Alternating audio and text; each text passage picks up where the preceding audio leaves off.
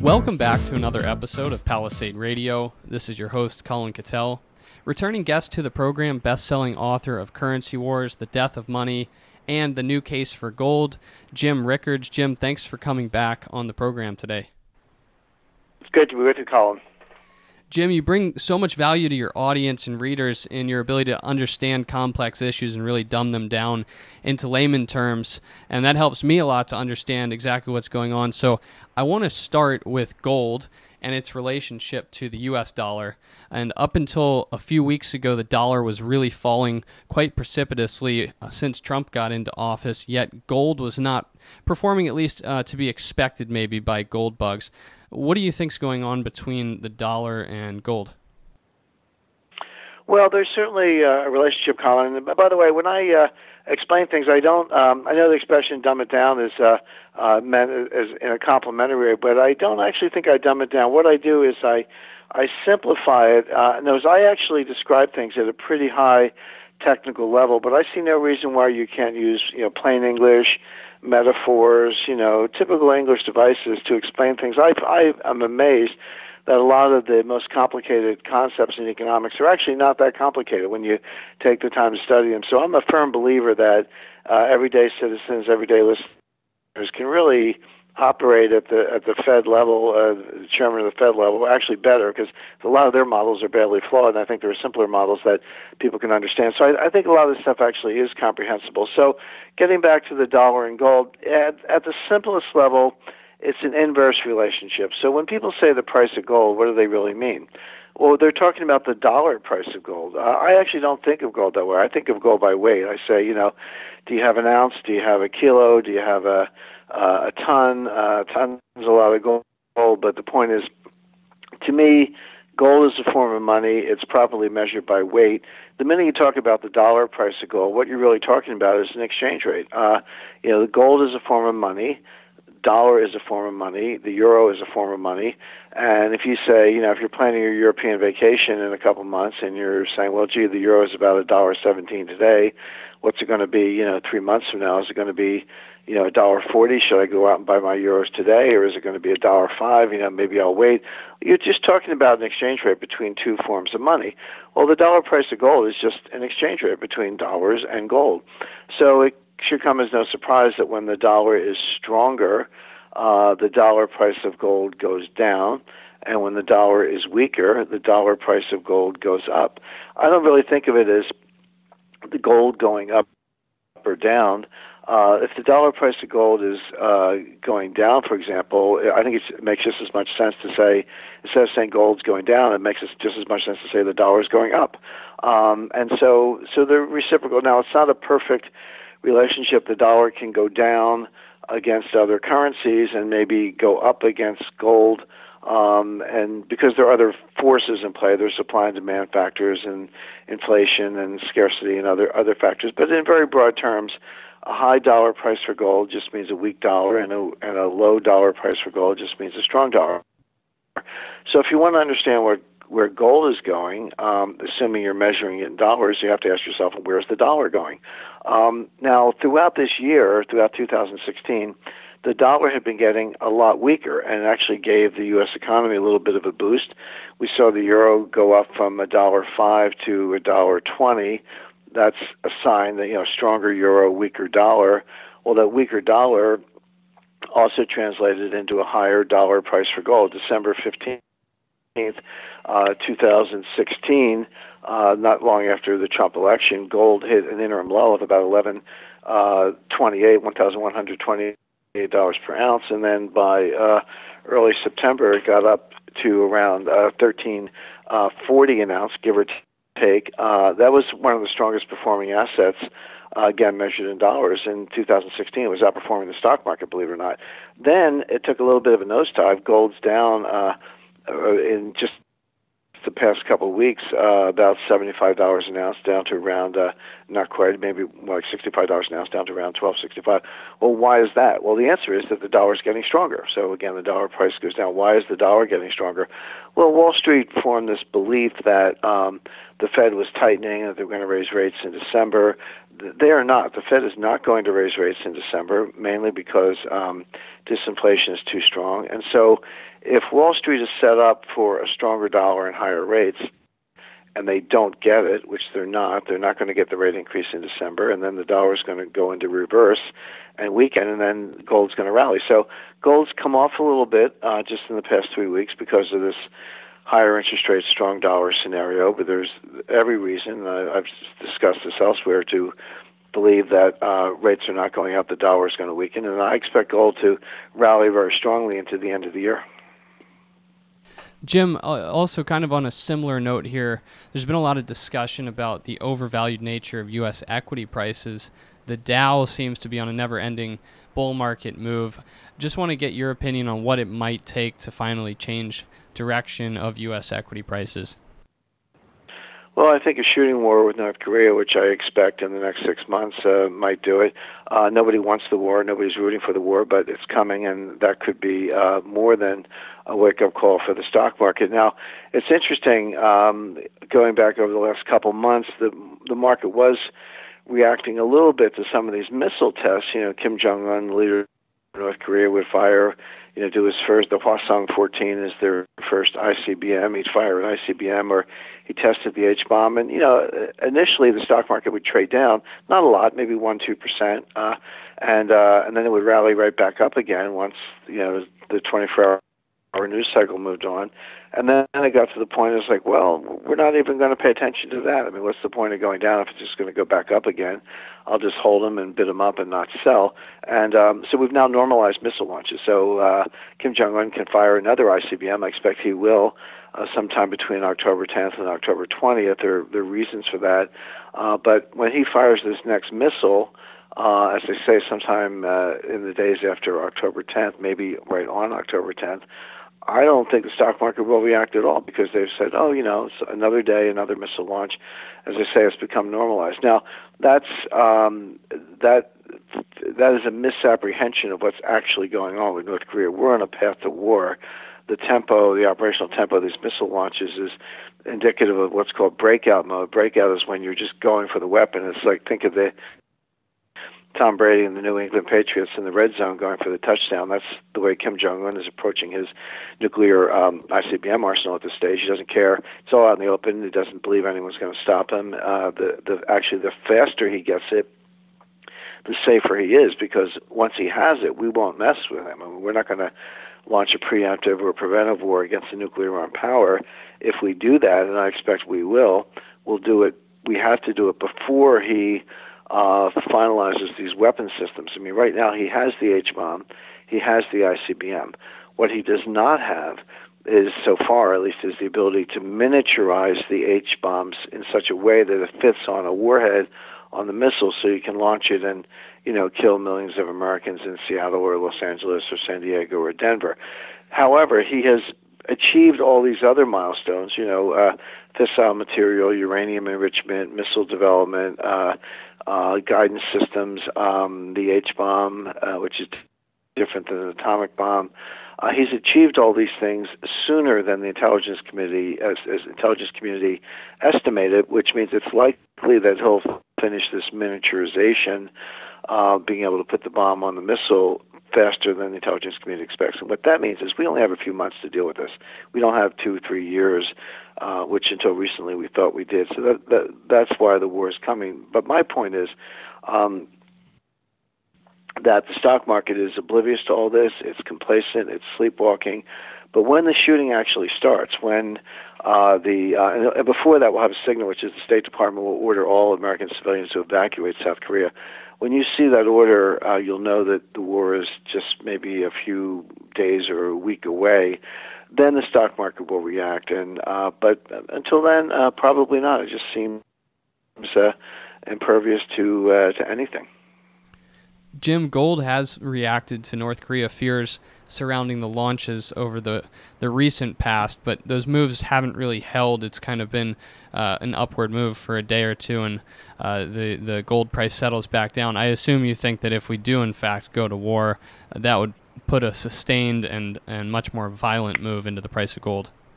Sure. I mean, the gold price action is the same as the stock market price action in the sense that when Kim Jung-un, raised the ante, as I say, with the ICBM, which is different than an intermediate range missile, and an H-bomb, which is different from an atomic bomb, when he upped the ante in both of those regards and made threats, and Trump was talking about fire and fury and so forth, gold and stocks both reacted. Stocks went down, gold went up. But as I say, all these markets have now normalized this behavior, even though there's nothing normal about it. And you're right. Now, again, another missile launch. I wouldn't expect a big move in gold just because of that. I wouldn't expect a big move in stocks just because of that. But it's all leading up to something, and what it's leading up to is a shooting war, and then that's when you'll get the reaction. But my advice to investors is, what are you waiting for? Why don't you get ready now? Why don't you prepare now? Particularly if gold is getting beaten up every now and then, consider that a bargain, not a reason to avoid it, but a reason to buy it at a more attractive entry point, and then you'll preserve wealth when it skyrockets, when some of these things come to pass. What is your sense about the direction of the Fed at the December FOMC meeting that's coming up? I think that the market's been changing its mind on whether there is going to be an interest rate hike or not. Well, the market, beginning around mid-September, reached the conclusion that the Fed was going to hike rates in December. Now, they're not going to do that, but the market believes what it believes. And this was based on both Janet Yellen's press conference at the FOMC meeting that was a few days later, I think around September 21st or 22nd, and also a speech that Janet Yellen gave on September 26th. I read that speech twice. It is extremely dovish. She basically says we're not going to raise rates in December, and yet the market interpreted it completely differently. The market said, December's still in play. It's on the table. It's going to happen. They look at a couple, soft data points that indicate the economy's getting stronger, and just for no good reason, as far as I can see, got themselves worked into a position where they thought the Fed was going to raise rates. It's not going to happen. And the reason is that there's a model that you can use to understand Fed behavior, and it's not a model I invented. It's a model that the Fed actually uses, and this was described to me by one of the most knowledgeable Fed insiders.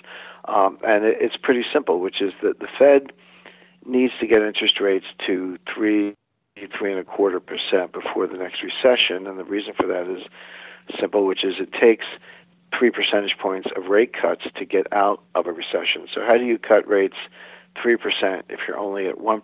The answer is you can't. You can't get the economy out of a recession right now because rates are too low, unless you go back to QE4, which is a possibility, but that's also why they're normalizing the balance sheet, which is another form of tightening. So what the Fed wants to do is get rates up to 3.5 before the recession so they can cut them 3 percentage points in the recession without hitting the zero bound. So that puts the Fed on autopilot to raise rates, and their plan was 4 times a year, March, June, September, December, 25 basis points each time, which is what they mean by gradual, just like clockwork, and that's 1% a year, so take it through 2017, 2018. We're already at 1%. By the time you get to 2019, you'd be at this, 3.5%. And so your default position or your baseline forecast would be that the Fed is going to raise rates 25 basis points every March, June, September, December, including this coming December. But there's an exception to that. The exception is if one of 3 pause factors applies, then they won't raise rates. So they're on a path to raise them like clockwork unless a pause factor applies. What are the pause factors? Well, there are 3. One is job creation below 75,000 a month. That has not happened. The other one is a disorderly decline in stock market prices. That has not happened. But the third one is powerful disinflation, and that has happened. The Fed's preferred inflation metric is PCE, personal consumption expenditure, core, meaning strip out food and energy, year over year, not month over month. So PCE core year over year, that is their target. Their target number is 2%. That's what they want that to be. Last December and January 2017, last December, January, it was at 1.9%. So effectively, it was at the Fed's target of 2%. That's close enough for government workers, they say. But since then, it's declined precipitously. It's gone to 1.6, 1.5, 1.4. The most recent reading came out last Friday, September 29th, at 1.3.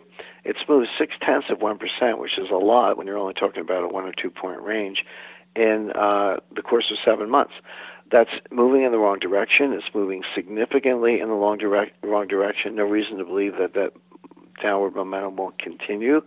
It is the worst possible environment to raise rates, and the Fed is scared to death that by raising rates, they'll actually send that number into negative territory, actually deflation, which is a central bank's worst nightmare. So that's the one that's controlling. Everything else is noise. Fed speeches, the jobs report, GDP numbers, none of it matters. What matters is the fact that the Fed is not meeting one part of their dual mandate, which is price stability. They're actually seeing very strong disinflation, which scares them to death. So that's why they won't raise in December. The market doesn't see that because the market, believes what it wants to believe. But they will get a wake-up call sometime between now and December 13th, and that's when these recent price moves will reverse pretty violently. So I would expect dollar down, euro up, gold up, bonds up, and you'll see what happens. Nothing seems to affect the stock market, but I'm looking for a very violent reversal of recent trends sometime as we get closer to December 13th. Jim, being that you're bullish on gold, that would lead me to believe that you're probably bullish on gold stocks as well. I think that in reading the new case for gold, you at least lightly mentioned their potential upside. Is this a space that you're interested or invested in? It is, and I don't give personal financial advice, and I don't recommend specific companies in interviews like this. But generally speaking, I think most listeners understand that a gold mining company is a leverage bet on gold, meaning if gold goes up, the mining stock will go up, but it'll go up even more in percentage terms because of the operating leverage built into any stock, any operating company. So that's generally what's understood. The only point I make is that gold stocks are not generic. Gold is generic. It's a mineral. It's not a mineral. It's an element, atomic number 79. But gold stocks are not. Gold stocks, the geology, the finance, the mining, the logistics, all of that's the same. But what varies is management. Some gold companies are, brilliantly run, great leadership, visionary leadership. They're doing everything right. They're very conservative. Other companies are frauds. And so how do you sort out, the well-run companies from the frauds? Because you can't just throw money at gold mining stocks and expect good results even if gold goes up.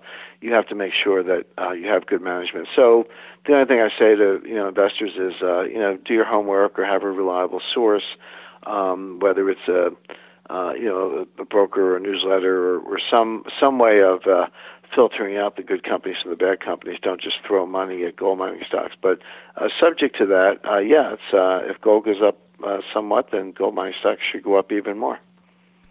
Great. Well, finishing up here, I'd like to mention your newest predictive analytics technology that we spoke about briefly before the call, MaraGloom, and I just wanted to get an update for listeners what that is, how they get access to it, and how it might be able to help them. Sure. MaraGloom is a company I started about a year ago with a partner, Kevin Massagill. Kevin's a great guy. He's the CEO. He's a former Army Ranger, achieved the rank of lieutenant colonel in the Army, has an intelligence background, but also entrepreneurial, spent a lot of time in the private sector, worked for Raytheon, a major defense contractor and technology company in the Middle East. So, and a great guy, just the perfect guy for the CEO. I'm the chief global strategist. We have a chief scientist and other great members of our team. And what we're doing, we're taking all of the science that I've used for a long time to do my own analysis, my own predictions, and we're putting it on a larger platform. We partnered with IBM and their Idea Lab and using the Watson supercomputer to basically use four scientific disciplines: complexity theory, Bayes' rule, which is a branch of applied mathematics, behavioral psychology, and history. To take all that, automate it, use Watson's capability to read literally billions of pages of text. I mean, I'm a pretty avid reader. I wake up in the morning, I might read 100 pages or so before I go to bed, but I can't read 1 billion pages. Well, Watson can in 8 different languages, and so that's an enormous amount of information that we can use to populate our equations and our code to give us this predictive analytic outcome. So if listeners are interested, they can go to our website, MaraGloom.com. It's MeraGlim, MaraGloom.com. There's a lot of information there, and it talks more about it. All right. Well, Jim, I do thank you for coming back on the program and talking to our audience again. Always looking forward to getting you back again. Hopefully gold prices at much higher levels when we talk next year. Great to be with you, Colin.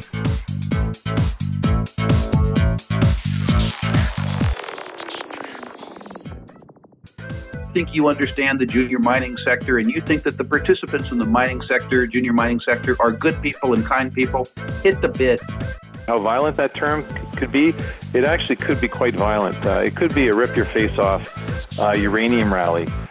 And the world is always going to need raw materials. It's going to need copper and gold and nickel and so forth. Totally destabilized.